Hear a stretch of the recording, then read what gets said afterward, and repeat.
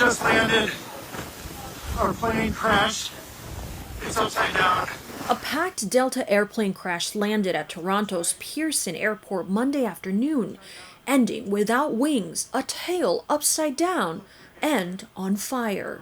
It is extraordinary that everybody got out of that plane alive. At least 18 people were injured, according to the airport's CEO.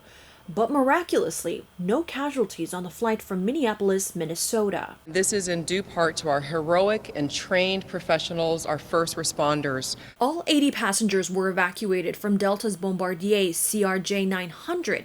That's 76 passengers and 4 crew members. From my perspective as a FAA regulator, so many things went right. While investigators work to figure out why this crash occurred, analysts say the plane's safety features likely had something to do with survival.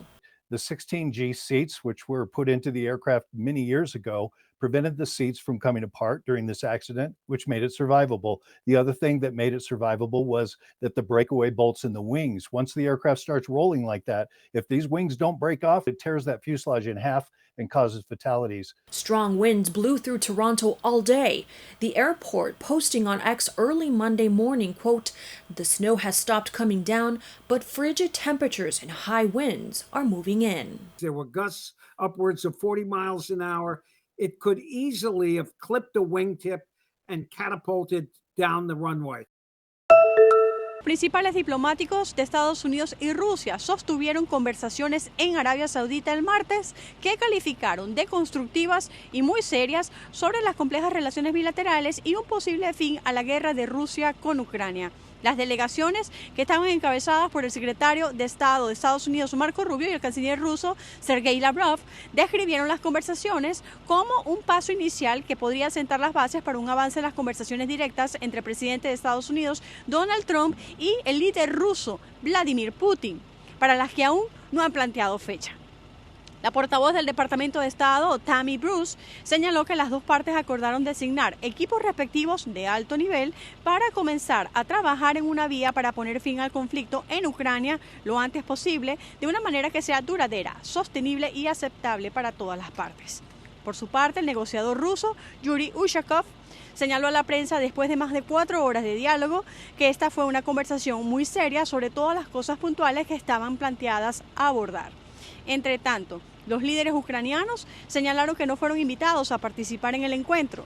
El presidente ucraniano Volodymyr Zelensky recibirá al enviado estadounidense para Ucrania, Keith Kellogg, para conversaciones el miércoles. El compromiso entre Estados Unidos y Rusia generó preocupación entre los líderes europeos, que en los últimos días han destacado la necesidad de que Ucrania participe en las discusiones sobre su propio futuro y de que las naciones europeas desempeñen un papel en lo que también ven como un desarrollo clave en su propia seguridad.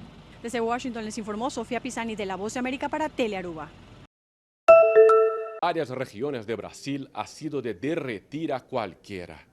Por primera vez, la ciudad de Río de Janeiro llegó al nivel 4 de una escala de calor que va hasta 5.